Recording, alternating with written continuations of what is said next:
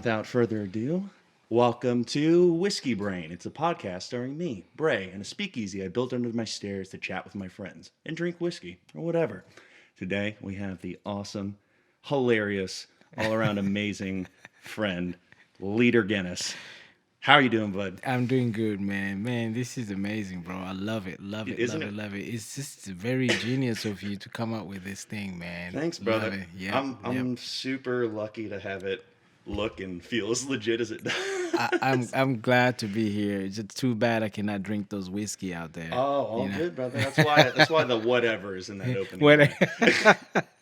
I Also, like that. I always forget, is it Guinness or is it Gennis? So we say Genis. Gennis? Yeah, Or mess it up. G. But I hear that a lot. Guinness. Some people prefer to call me Genius, Leader Genius. Yeah. I like that. I like like Leader the Genius. yeah, I That's a like good the nickname. Genius. It's much better. Yeah, brother. Sounds great, man. So, dude, I want to start it off with probably the juiciest question of Yeah. all, and something that we've never actually really talked about in detail. Well, then again, we haven't really talked outside of work in general. Yeah. But, yeah, man, I really want to know if you can give us a little play-by-play of how you came all the way from Tanzania Yeah. to the Dallas film industry, because I am ready to hear this. Okay. The story is pretty long, but I was just trying to make it as short as possible. So, I'm gonna keep it long, Um, short. originally, first of all, the way I got into the industry is very, it's, I want to say by accident. In New York, first when I came to US, I was in New York, and a friend of mine used to work at a restaurant, and he will meet one of his customer um, regularly, like a regular customer, and we'll chit chat. And one time I visited my friend at the restaurant, and I kind of the customer was there, the guy was there, and he introduced me, and this is my cousin, blah blah blah. We chit chat a little bit, and he told me he has a fashion photography studio, and we talk a little bit more, and we exchange phone number, and I told him that I'm interested to kind of work in there, whatever. So, and funny thing is, to take it back, when I came to America, I would have never thought that's gonna be the thing that I will do. Oh, so that was I, that was never an intention no, whatsoever. no whatsoever. I thought I was gonna be a rapper, man. You know what Yeah. I'm saying? Oh, dude, you have to pull up some of the old mixtapes. You I know? know they're somewhere in a So shoebox. Or I had a something. friend of mine, and we were writing lyrics and stuff. And I tried several times, and then I realized it's not as easy as it sounds or it looks. So I failed that. So anyway, I got into the film. I got into the fashion photography studio in New York. Worked for several years, and I used to come to Dallas visit a friend of mine every now and then. I kind of love Dallas because for me, from New York to Dallas, always seems like a vacation. You go somewhere where it's huge and quiet. Yeah, yeah, yeah. So at one point, I decided to move to Dallas. But when I moved to Dallas, I did not move again to work in the film industry. I moved to Dallas, and my first job was Verizon, and then Bank of America, and then me and my partner and my cousin, we opened up East African cuisine restaurants after that. No way. Yeah, we had that little restaurant. It started, the restaurant business is pretty tough, So at some point, the business failed, and I never really like to clock in, man. I never really liked to 9 to 5. So I was like, I want to find something to do. And during the street hustle and stuff like that, I met this one guy, and he introduced me to an editor here in Dallas. We went to a party, and he introduced me to an editor in Dallas. And me and the editor, we were talking, and he told me, "Hey, we have this music video we're gonna shoot for a female artist." Who was, I think, was an American Got Talent show. Okay. Her Okay. first video. Can I say the names of people Yeah. here? No, okay. Yeah. But I forgot her name, man. But she was killed in Orlando. Before even she became famous, she got killed in It- Orlando. I think deranged, fine. Just she was signing autograph, and some dude just getting. Oh, I know. I think I know who you're talking about. The name escapes me right now. Yeah. So that for me, that was like the first entry to the industry. Wow. We did like a week video for her, and I was working there as a production assistant on And that. did that happen while you were working on that video of the No, whole no, no, no, tragedy? no. The tragedy happened way after, Oh, okay. but before her video even came out. She died before her video even Hmm. came out. So from there, I met a few people from the industry and connected with them, and then I started to do things here and there. And I got calls, mostly like a PA, and Hmm. I mostly work tabletops after that, Hmm. like Chick-fil-A, Jack in a Box, and Hmm. all these kind of things. And then I decided to transition into art department because I always liked the fact that just pretty much like what you did here, you just turn this little thing into something. You know Yeah. what I'm saying? So for me, I was very fascinated with that. And by the way, again, I'm going back and forth. My story is not pretty straight. I also went to film school. Oh, very cool. Yes, Where'd you so I Where'd you go to film? did Was there in New KD, York? no, actually here, KD College, KD Yep. Conservative College. I Yep. did that, producing and directing and stuff like that.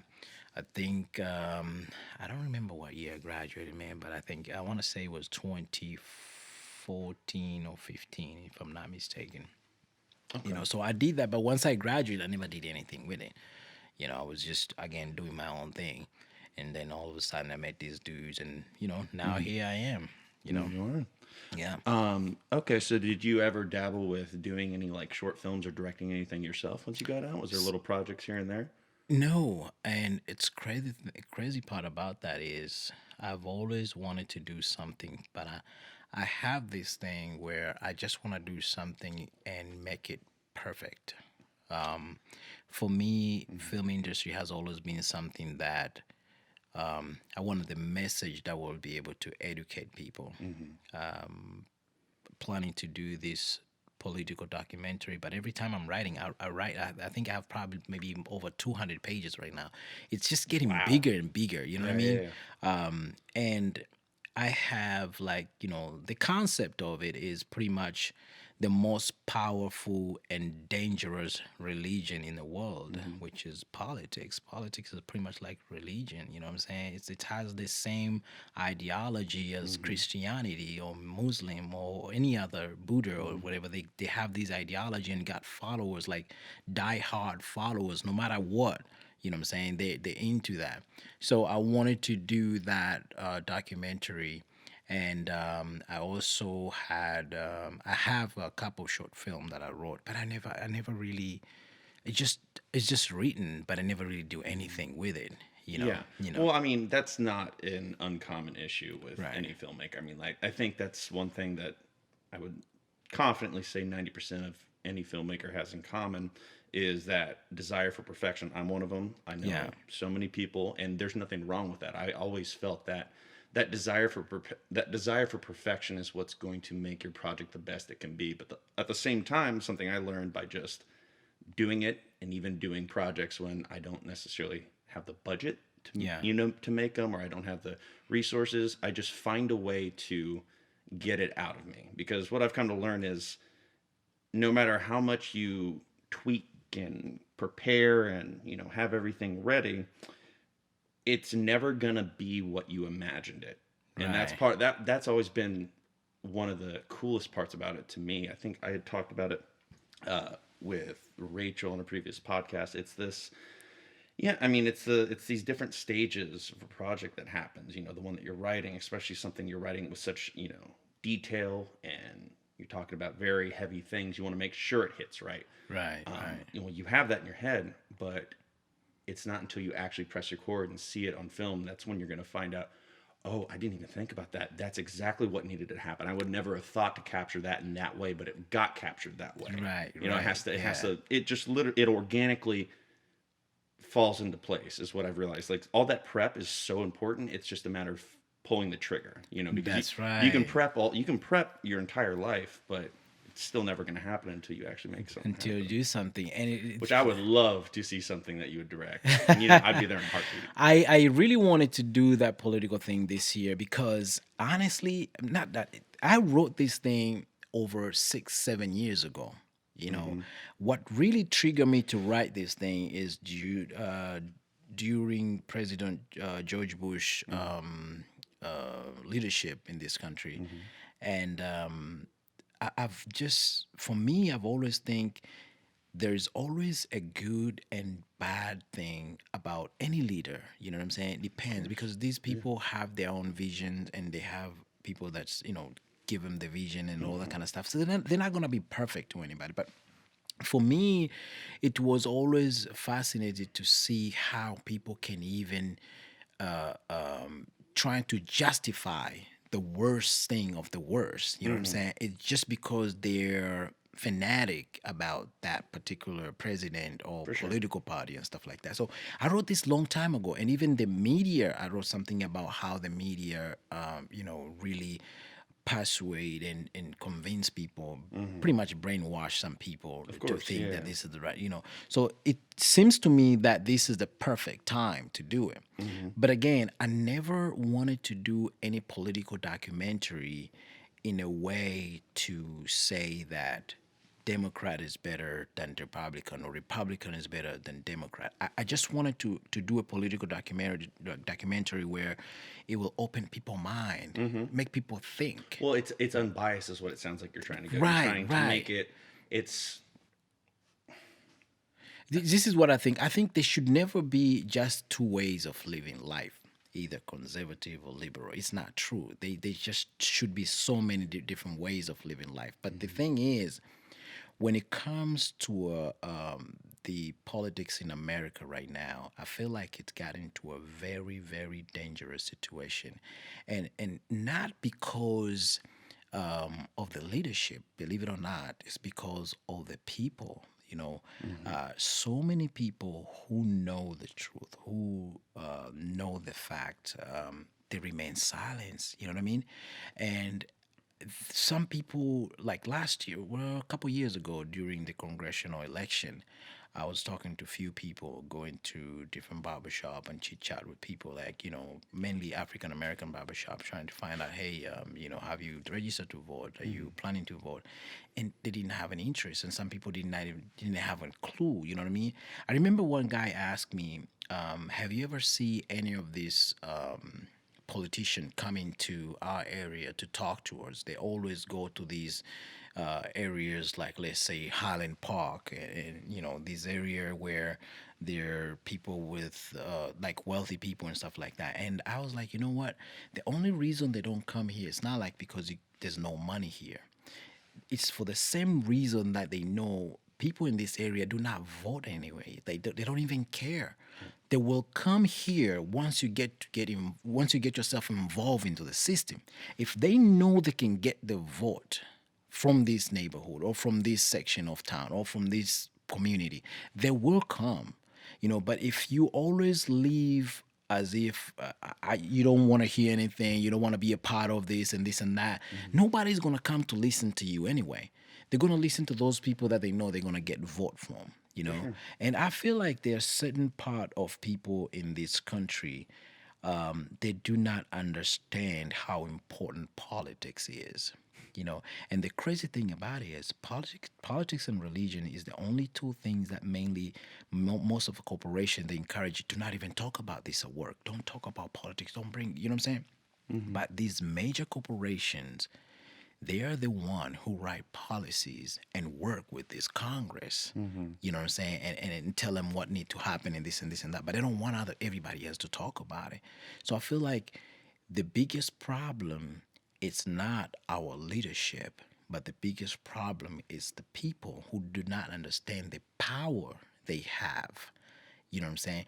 All we see is when our leaders come walk around with bodyguards and 3, 4, 5, 7, 8 cars and police and all this kind of thing, we think that's power. You know what I'm saying? That's the power. That's a very important person right there. But who put him up there? exactly. Yeah, it's our vote. So we have the power. I would like, for me personally, to be honest with you, I would like for people to one day just say, you know what, forget it. We're going to exercise our power. Like, vote pretty much everybody out and put new people in.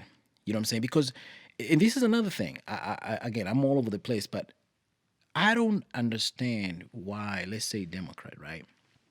It's one party. You need to elect a leader that can go, compete with Trump or something like that. But you got 20 plus 20 or maybe up to 20 people come from one party. Like, do you trying to tell me Democrat has 20 different messages they're trying to portray out there?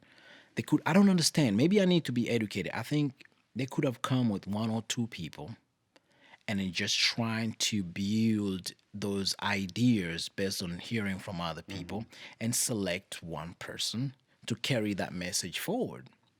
Because it get to a point right now, it's even annoying to see how themselves they fight among each other. For sure. It seems like it's a it seems like they're trying it's like a shotgun blast of trying to find something that'll work, trying to shoot as many options. But I'm right there with you. It's like there's no way someone can have 20 different messages. There's got to be one core thing that you're standing Exactly. for. I agree with Exactly. you completely. And another thing I wanted to touch on that you bring up is such a good point, and it's something that I'm guilty of, and it's something I think a lot of people in my age range are guilty of, is that feeling that your vote doesn't matter. I've totally felt that, and with this environment, with all these things you see get posted and all this, and it's just this constant input. It's depressing to watch. It's depressing to look through. Like you almost want to live outside of that world. Yeah. And which I don't blame a lot of people because it's really shitty. But you make such a solid point that people don't realize the power they actually have. The power they actually have if they make the decision. If a large body, if everyone who actually could vote goes out and votes, like things can change Immediately. Because now we hold our leaders accountable. They understand. And there is no way we keep talking about, I hear some people talking about we need term limit. I mean, these guys are not going to sit there and give themselves term limits. You know what I'm saying? The term limits have to come from our votes. Yeah, you know what I'm saying? right. They're not going to sit there, hey, let's vote ourselves out, every 3-4 years. No, we are the one who can be able to go out there and vote them in and vote them out. Absolutely. You know what I'm saying? Another thing is, I think elections should be like major holiday.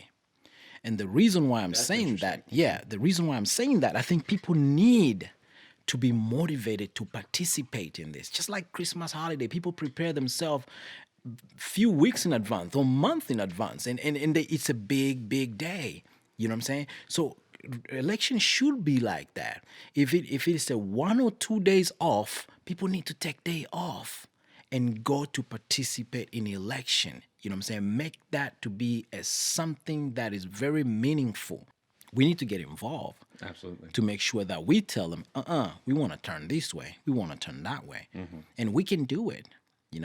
It's amazing that we think we cannot, but it can be done. It can be done very civil. You can, you disagree with somebody, that's fine. But then, and another thing that I think is very important, just because you disagree with a person, that does not mean you cannot listen to that person. Absolutely. I think That's so nice to hear out loud. I think that's something that we're forgetting. You can disagree with people. Yeah. That happens. That's supposed to happen. We're not all supposed to agree on the same things. Yeah. That's fine. I think that makes us more interesting of a species, people, society, is that capability of disagreeing on core values. Yes. But still being able to befriend one another, Yes. care for each other. Personally, I think you have much better chance of convincing anyone if you do have a good relationship with that person. If you don't have a relationship with that person, you cannot convince them anything. Now, to build relationship, the best way to build relationship is to be able to communicate, to be able to talk, and be able to listen. You listen to that person. You listen. He might be thinking, or she might be thinking the dumbest thing, but listen so that you can understand where he's at and figure out how you can meet that person out there. You know what I'm saying? We had a much better chance of unite this country, given the fact that there was really bad blood between Clintons and Trump. Now we had an opportunity with the Congress, Democrat taking over the Congress. We had an opportunity. Now you have this giant here and this giant here. You need to come together. But guess what? They decided to build a wall. You know what I'm saying?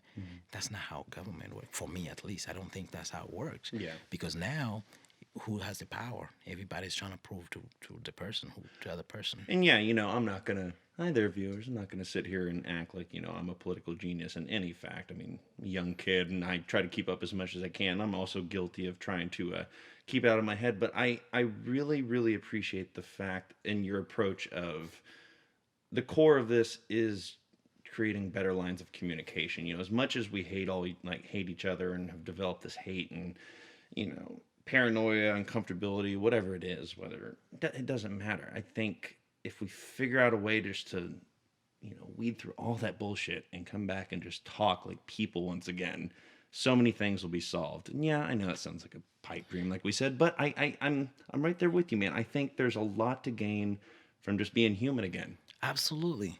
Absolutely. And it can happen. I don't know what it is, but I truly believe it's possible. The problem is we got so far out of line. You know what I'm saying? We don't see, like, I'm talking about leadership mainly. They don't see the value in each other. You know what I'm saying? Democrat don't see the value in Republican. Republican don't see the value on Democrat.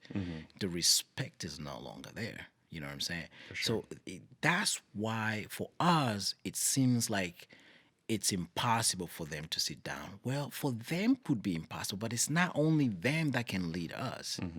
If we see these guys disrespect each other and they disrespect the country with their act, we can vote them out and put somebody new out there, all of them, and put some, because we have the power Yeah, to absolutely. do that.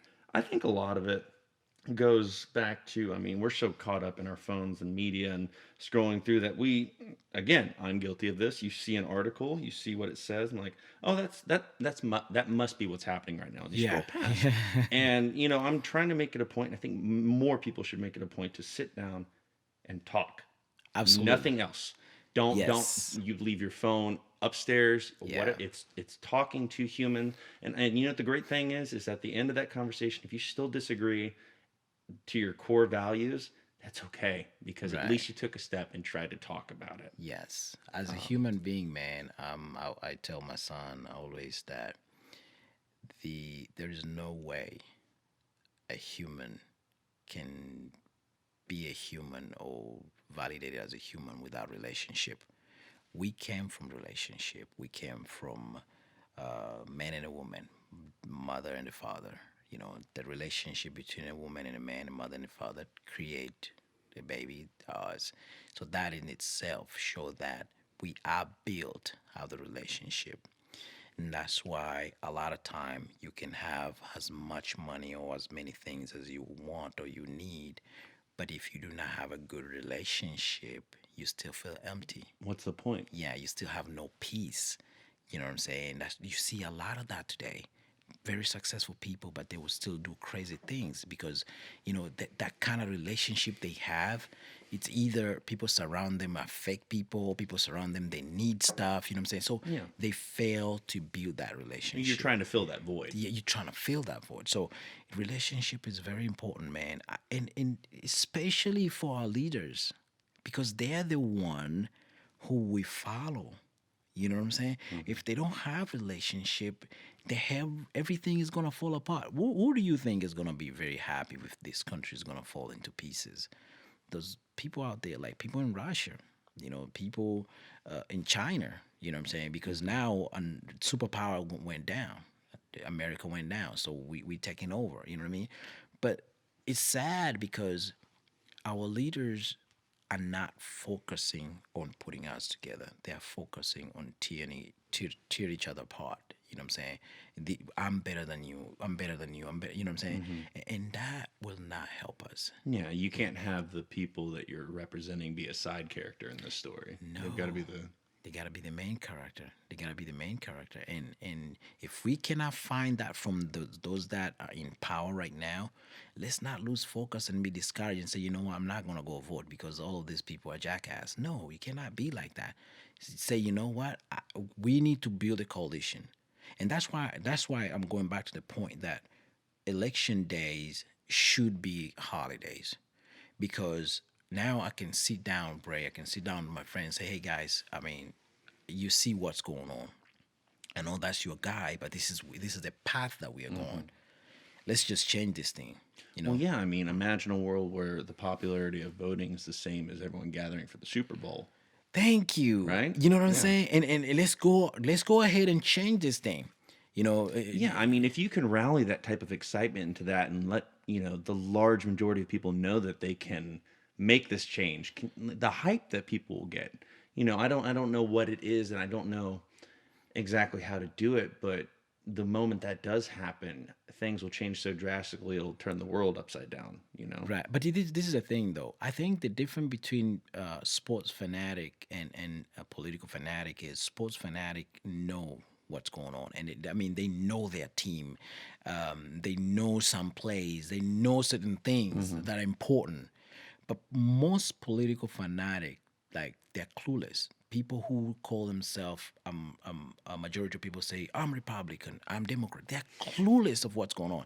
I was watching a news the other day about the lady. Actually, I think I read about the lady in Iowa that voted for this guy, Buttigieg, a Democrat. Okay. That and she was like, I need my vote back because I did not know this guy was gay or something like that. And for me, I say that for me, I think it shows you how unprepared most of these voters are. They're clueless. You know what I'm saying? Click, click, Yep, click. that's it. You know what I'm saying? You don't know anything. Oh, I'm Democrat, so I gotta vote everything Democrat. Oh, a lot of people talking about Benny, so I'm gonna support Benny. A lot of No, people no, you talking need to about look into the Clinton, details of so yeah, everything. I'm supporting Clinton. A lot of people talk about Obama, so I'm supporting Obama. Oh, Obama is a black person, so I'm gonna support Obama. Come on, man. I still think this is a good idea. I believe Robin Williams said this in one of his stand-up specials, but he was saying that politicians should act like NASCAR drivers and they wear the names of the corporations that represent them on their back. That way you can start keeping stats and Yeah, see exactly who you're gonna I, appoint. I I doubt it because these are lawyers, man. Remember, lawyers they're not gonna tag themselves like that. You know what I'm saying? Unless otherwise we start to select people who are not lawyers. Then Yeah. they can do that. If we put athlete there, they can wear Nike, Adidas and stuff like that. They can do it. But Can you yeah, imagine those yeah, commercials, man? I'm telling you, But lawyers, forget about it. Yeah, that's not They happening. keep a lot of things secret. But man, we have to change something, man, and we cannot wait for this guy. There's no way they can change it. I'm talking about the administration and all our leader, Congress, Senate. They're not going to change anything. To be honest with you, that will benefit everybody else. It's time for us where we are today. It's time for us to stop being political party fanatic. We need to be country fanatic. You know what I'm saying? You cannot hate or don't want to listen to somebody because he's Republican or Democrat. We need to start to listen to each other because we are all Americans. We are all want the best for this country. We all want the best because honestly speaking, sometimes I get feelings. It's like it's almost gonna turn to be like an African country where whatever the president say, that's it. Nobody else can say shit. You know what I'm saying? President, it's in Africa, some countries in Africa, a president can order military or police to go and just grab somebody from their houses, and that person will disappear just because you say something bad about the president or disagree with the president. And it just did not happen overnight. It's a process like this. The abuse, a human, when we abuse each other, it's not just somebody who wake up one day and just freaking abuse you. It started little by little. So you're kind of saying we need to learn as a society to how to pick up those red flags a lot earlier. Absolutely. Yeah. Leader Gennis for president, everybody. Oh no. No, no, no, no. No. All joking aside, man, I Yeah. think it's super important. I want to thank you for, you know, elaborating on these and elaborating on these points. I think it's important to hear someone like you who, like you said, from in Africa, there's countries that the government can make you disappear. Having the perspective of someone who's been in a country like that and coming to a country where he sees that it's possible for us to make the changes that we want to make. It's fresh and it's great to hear that and hear it and see it from a different set of eyes who has seen the world in such a different way. And when we get into the habit of doing that, and that becomes the popular thing, and that becomes the thing that we need to do to choose the people that we want to have lead us, that's when true change is going to that's when true change is going to happen. And yeah, man, I just wanted to say I think it's really good to go down that wormhole. And two things, I don't mean to switch the segue, but Yeah. there's on the subject of Tanzania. Yeah. There's something that this will be a total switch over, but there's something that you've told me on set Yeah. that I really need to hear some more detail on. Yeah. And that is your country's love and passion for Kenny Rogers. Yeah. Is that a truth? Kenny Rogers. So I grew up. Sorry, that's a mad switch on everybody, but it's just one of those things that's been driving me nuts. Yeah. So I had to hear about it before the podcast. Right. So I grew up a lot of my parents, a lot of older people, listened to Kenny Rogers, Don William, Dolly Parton. Yeah. There's this guy Kimball. He just I think passed away a couple of years ago. So quite a few of these guys I grew up listening, and the young people our age will listen to like Bob Marley's and those kind of things. So the Western music, it was it's still big in Africa, really big. I up until today I listen to Kenny Rogers. Do you know how did that happen? Was that just like was that like a fluke, or is that a thing that's been around for a long time? You know, I do not know, but I can tell you one thing: America has been very successful. I mean, very powerful country in the world because they have been able to send their influence into every That's a corner very of the good point. world. That's a very good point. So, and for me, country music is the music that was telling stories. You know what I'm saying?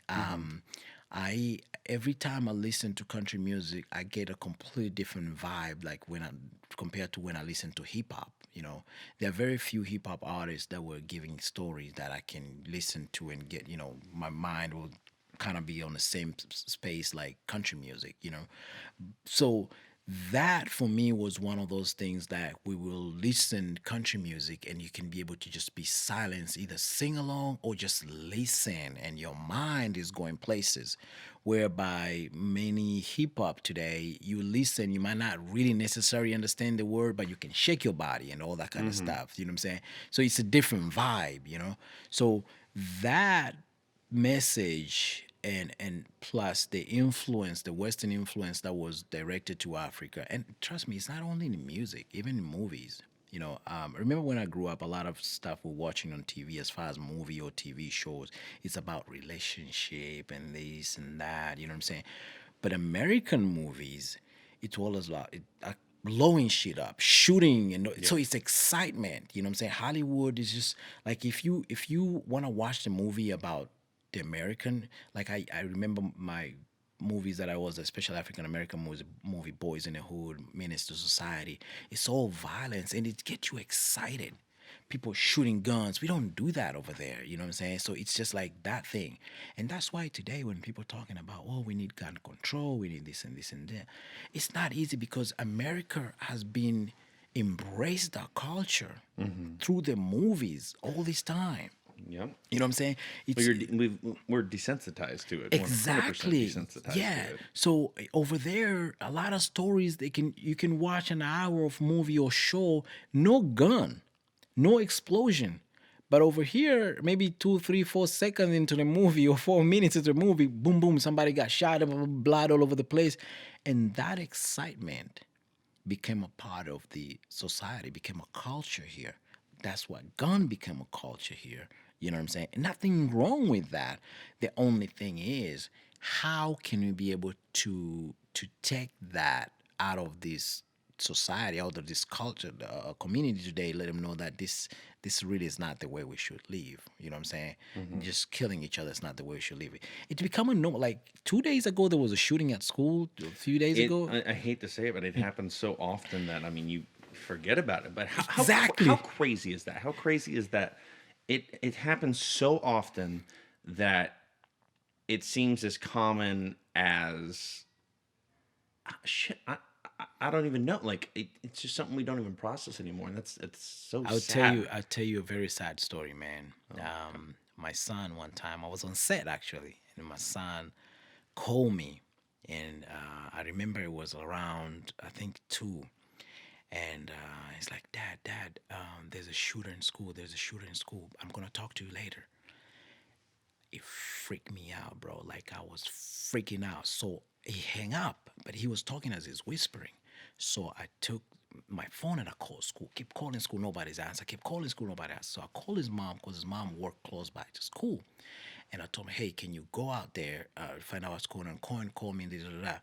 And then all of a sudden, his mom called school, and then she was told, no, she called school and she put me on three-way. And then the lady answers like, well, we had a threat, but police is here. We're trying to control, blah, blah, blah. We'll call you guys back. We'll let you, everything is fine, blah, blah. And I remember how I felt immediately. It took me back to Sandy Hook. You know what I'm saying? Sandy Hook, it happened, was those kindergarten and young kids and stuff like that. And for me to think that your child wake up in the morning going to school, he left his bag, his shoes, I mean, certain things in his room in a different kind of way, and then all of a sudden he's not coming back home, and you walk into that room, look at the way he set up his stuff, but he's never gonna be back again. You know what I'm saying? And it just took me there because I remember there was a lady that was talking. One of her son or daughter was killed in Sandy Hook, and she was talking how this the child already gave her a Christmas list and things of that nature. So to make a long story short, that morning when I was driving, I took my son to school the next day. That morning after that incident, and me and him were talking about it. And he even told me something that made me feel so sad because I was talking to him. I was like, hey, bro, imagine I'm driving my son to school. We're not talking anything about education, but we're talking about guns and how you can defend yourself. My son told me, I mean, this is like 12-year-old dude. He's telling me that, Dad, me and my friend, we had a really good plan. If a shooter's gonna come to our class, we had a really good plan. And I was like, what's the plan? And it's like, we're just gonna put together a bunch of books and throw books at him.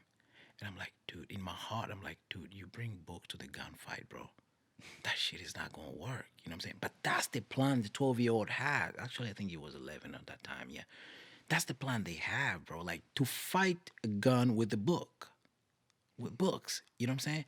And I was like, well, what does a teacher tell you guys to do? Oh, we have this locker we can hide into, whatever, or we can play dead and those kind of things. Those are the plan that they were given by school, you know. But my thing is this: when Sandy Hook happened, or when any of these school shooting happened, this body are staying in school. From what I understand, this body are staying in class for quite some time. What I want, if possible, which is impossible, to bring all those senators, all those Congress, and be a part of, witness what's going on in there. Hopefully, that will make them think different instead of just sending tweet thoughts and prayer. They need to see the bloody kids. They need to see the body, helpless body of these kids out there. Maybe they will be convinced that something needs to happen. Now, I'm not saying we need to take people's guns. But what I'm saying is people with guns and people without guns and people with pain of gun violence, they need to talk. Let's come out with solution. We can. There is no way. I don't know what it is for me with me, but I don't believe that there's no way to come up with solution in this thing. Some of these kids that have been killed in this school, their parents probably have guns. You know what I'm saying? Mm-hmm. So we can be able to talk. We can be able to find way. But the threat that come from media and some of the political guys, like, say, oh, when I'm going to be the president, the first thing that I'm going to do, I'm going to take everybody's gun. I mean, oh, I'm going to do this. That's not going to help. We're going back to that mode that I'm talking about. We're attacking each other. We have to first understand this is a part of our culture. So we cannot come out with a threat. We have to find a way to talk to be able to take this stuff away or eliminate certain things that can help us instead of just threatening each other because, oh, I want to show everybody else that I'm the guy that's going to be tough on guns. I'm going to show everybody else that I'm going to be the guy who is pro guns. You know. I think the most difficult thing that's going to happen is, we have to truly understand and process what our reality is, process that these things are happening. They Yeah. continue to happen all around the board. And it's not until we process, you know what, that's maybe this is the wrong way to put it. It's not that we're not processing it, but yeah, our immediate reaction is survival and fighting the person who disagrees with that instinct of survival, which is natural. It's very Yeah. hard for people not to do that. I mean, that's something that has been instilled in us since the dawn of time. Yeah. But what's going to make that difference, and I feel what's going to make that hop in the society and as a people, is that decision to talk about this, no matter how hard it is. Because any time in my life that, it's come down to, say I've done something horrible or I've been something negative, when I try to erase it from my head or act like it hasn't happened or it didn't happen, it only gets worse. Yeah. It only builds up, and it's only going to get worse. And it's not until you address it. And honestly, if you address it and it doesn't have the reaction or doesn't have the result that you initially wanted, keep at it. You know what? You say something really, really good because in this job that I was doing with bailing, I was actually on the track with bailing, and my son teacher called me and he told me that Cohen was making my son named Cohen was making jokes in the class, blah blah blah, and teacher did not like it. She felt disrespected and stuff like that, and so I talked with my son after school, and the first thing that I did to him before I even addressed the issue of the teacher or anything like that, I was like, "Hey, buddy, so let me ask you this: if you're with a bunch of friends, right? You're friends and you're hanging out, and you brought in a new friend. You want to introduce this new friend that you like to your friends, your other friends, and then the moment you're trying to introduce this guy, and then all of a sudden, one of your friend start dissing you in front of your new friend. What would that make you feel?" He's like, "It will make me feel bad, you know." And I was like, was that it? Yeah, it would just make me feel horrible in front of my friend and my other friend. I was like, all right, cool. What I need you to do is do me a favor. Your teacher is not somebody you can joke with. Your teacher is not a friend. I need you, whatever you did in the class, I need you to go talk to your teacher. And I need you to also apologize in front of the class. Because I've always tell my son, excuses never solve a problem. In my entire life, I've never seen excuses solve a problem. When you own it, when you stood up and own it, is the best way to solve a problem because everything is driven by the attitude. The great attitude you have, you get a greater outcome. The bad attitude you have, you get a bad outcome. The thing about excuses is it makes you feel like you get away, but you haven't get away. But when you own up to it, it's almost like you give the power to your conscious. The moment you're trying to do that thing again, your conscious is like, nope. You know what I'm saying? Because you stood up and own up to it. So you pretty much put the label into yourself and you walk with that label now and you're not going to do that again. But when you do or making excuses, that label is not there. There's nothing to remind you of the mistake because you make that excuse and you feel like you went away. And that's what I told my son always, never ever freaking lie. The worst thing you can do to me, I told my son, is lie. And believe it or not, as a parent, you're not a parent yet. As a parent, sometimes we encourage our children to lie without even knowing. How do children learn how to lie? Well, he wakes up in the morning, he pour milk in the sofa. You yell at him or you give him a spank. In the afternoon, he was eating, he throws stuff all over the place. You yell at him or, spank him. In the evening, he did something else. You yell at him and give him a spanky. Tomorrow, what's going to happen when he pour the milk or does something like that? He's not going to admit it. When you ask him who did this, he's not going to say that because he's going to get in trouble. That's how they learn to lie right there. So we have to figure out the way in understanding that when people make mistake, those mistakes do not define who they are. Most of the time, it's a defense mechanism. Yes. Yeah. So they lie because they don't want to get in trouble. But if I, as a parent, understand that the milk that he poured in the sofa was an accident, even though I know I told him yesterday not to drink the milk in the sofa, but they're kids. Our job as a parent is to have number one, have an extremely patient. Understand that you will have to repeat yourself over and over and over and over and over again, which I'm not good at it, but I'm trying. You know what I'm saying? But every time when we're trying to attack and punish and discipline and punish and discipline and show our authority, that's when they're trying to figure out the way to not get in trouble. And that's how they figure out the way to lie. They're not lie because they want to lie. They lie because they don't want to get in trouble. Mm-hmm. You know what I'm saying? So our ways of parenting can also become or encourage the lies. You know, if I'll be like, dude, remember yesterday I told you, you see, you pour milk over here. I told you yesterday not to drink over here. So now this thing, you ruined this thing right now. We're going to have to figure out how to correct this, blah, blah, blah, blah, blah, blah. That's a different conversation. Absolutely. It's a you know what I'm saying? Completely different conversation. You're giving him the reasons why you shouldn't be doing this rather than don't do that. Why? Because I said. That doesn't gain it. You're not gaining a lesson. You're not gaining any knowledge. It's just like right. There's and make him understand because of this. Now you're not gonna sit here and drink the milk again. Here, this is done for you. You know what I'm saying? Yeah. So we have to figure out the way to understand that when people make mistake, those mistakes cannot define who they are. It's hard because we're trying to label people based on their actions and the words they say and things of that nature. But sometimes there's a motive behind it. Sometimes there's circumstances that push them to do that. But if we can be able to dig deeper and find that way where we can be able to separate the mistake and the person, we have opportunity to help a lot of people. You know, the same thing that we were talking earlier about ownership. It's easy, even in relationship, it's easier for somebody to own their mistake if they feel they're not going to be attacked. But how are you not going to be attacked today if you make a mistake? You know, the society today is accept perfectionist. You know, like you got to be perfect in things. That's what we want. The standard is out there. Even though as a boss, I cannot reach the standard, but I'm putting out there. Yeah.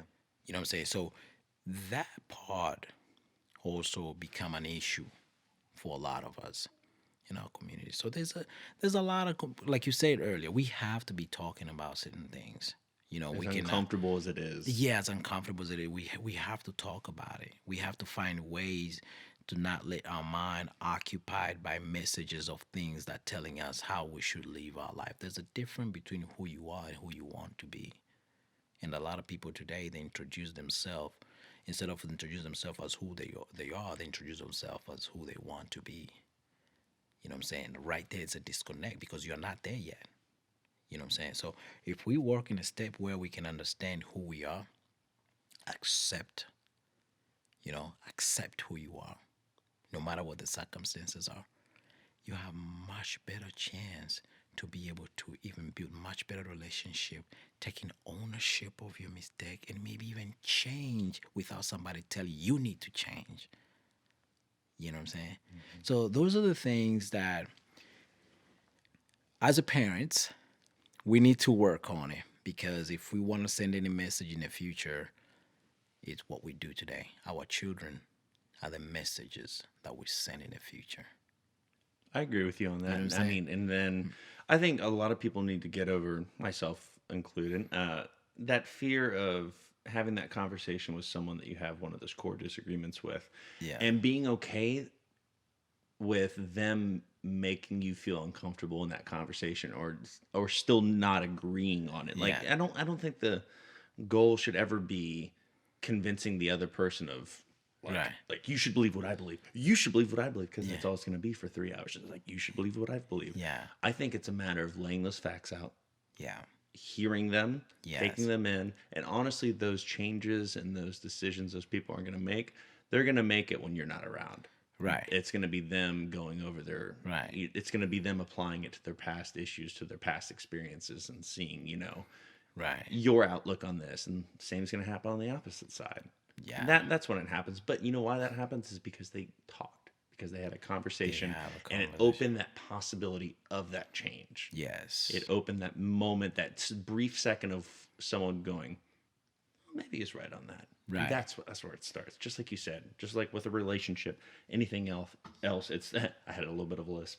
Anything else, it's just that little seed you plant. Yeah. And it becomes this. And It can become this. It can become that. There's never a promise with it, but the possibility of it becoming that is worth a shot. and not even if it might not turn it to a different way, the fact that now you already know how these people are thinking, where do they came from with this idea and stuff like that, it's easier for you to be able to deal with that particular person. The problem right now is, oh, these people are not agreeing with that, so we're just gonna have to form our own little thing. That's why there are so many different groups of people who just feel like we want this thing, so we just have to form our own group. We want this thing, we just have to form our own group. The problem with that is you keep cutting this country into pieces because there's no way today. I'm just giving you an example. There's no way today a certain group, let's say Jewish community, is just gonna push agenda for LGBTQ, whatever. They're gonna go there for Jewish community. Exactly. They're gonna try to persuade the Congress. They're gonna have lobbyists that can do things for Jewish community. You know what I'm saying? And they was trying to make sure they'll put their Jewish community person over there. Now, is that gonna help everybody else? No, because that representative is just for them. How did we come up to that? Because everybody who feel left out, they decided to come up with their own organization. Now, these organizations are not a bad thing, but the thing is, these organizations specifically focus on the interest of that particular group. So if they have to push the idea, they'll push idea for that particular group mainly. They can push different ideas, but their main focus is going to be for that particular group. Now, how many group we have, God knows. Now, there's a lot of these groups that can raise awareness to certain things, and a lot of them they come and fade out, like Black Lives Matter and this other group, because they raise awareness, but the real message or how to be able to change certain things, they don't really know that yet. All they want is just to raise awareness of this thing. Now, the issue that I have for me with this group is, and this is my personal opinion, and I stand corrected. Everything that I've said, I want to be educated. If somebody feel different, And that I just want to stop you there. That's a great characteristic to have, and more people should have that. Is being you're willing to be educated on things that you have opinions on and listen and hear it out. And Absolutely. if someone changes your mind, that's okay. That's Like, right. Fine. That's the point of this. Yes, you know? my opinion is not fact. My opinion is not truth. It is your opinion. It's my opinion, and that's what people need to understand. And I'm willing. If Trump want to sit down with me today, I want to sit down with him. If Bernie Sanders want to sit down, if Hillary Clinton, if Obama, anybody. If Trump sat down with you today, I would want to be front and center filming this thing because I can't imagine the conversation. I might not even be able to talk. I might just want to listen to him, man. I'll probably ask him a few questions and just want to listen to him talk. You know Yeah, what I'm and just saying? be like, "Hey, man, so what's with the hair? You Why know, are you orange?" Well, so for me, it would not even go there. For me, mainly, it would be like, what makes him think That way. it's important to give this massive tax break for corporation, and how will that help someone who live paycheck to paycheck? You know, I want to know, because for me, majority of people in this country, they're just receiving paycheck. And this is nothing against rich people. I just want to know his idea. What make him think, if I give these guys a massive tax break, it will help everybody else? Because I don't see that logic. So I need to be educated. You know what I'm saying? Because for me, the approach will be completely different. You know, my approach will be completely different. Not to take money from the rich to give it to a poor. My approach will be like, I need to figure out the loopholes that put everybody else down and give advantage other people, and try to close that in. One of them will be a credit score. You know what I'm saying? You have people that work 30, 40, 50 years using a bank to put their money, direct deposit, and all these kind of things. But they go to the bank they just need $1,000, they cannot get it because their credit is bad. Maybe 3-4 years down the road, they fail to pay a car note, or they're behind on some sort of thing, so the credit went bad, and then that record is that report is in the record for 7 damn years. 7 years, bro. You know what I'm saying? In your It's a record. long time. Yeah. Yes. So I will try to look on things like that.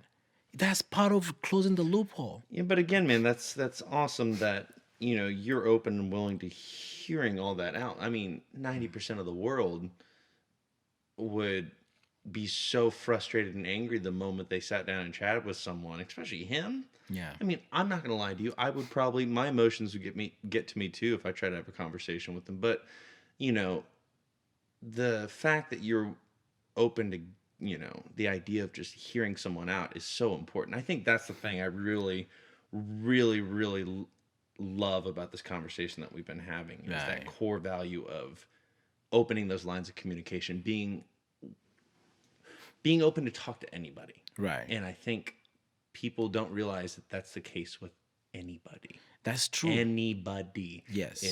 Is hard as it may be, as much as you may disagree with them, if you open that line of communication and talk, you've given that chance for change. Absolutely. And brother, I think I got to end it on that note. Leader, I think this is a wonderful conversation. You've opened my eyes on a lot of things. I love hearing your perspective Thank on you. everything, hearing a little bit of the history of how you got to where you're at. Yeah. And touched on a lot of important points and touched on them having personal experience with most of them. So with Yeah. that being said, my friend, thank you for being on this episode of Whiskey Absolutely. Brain. Thank you all for watching.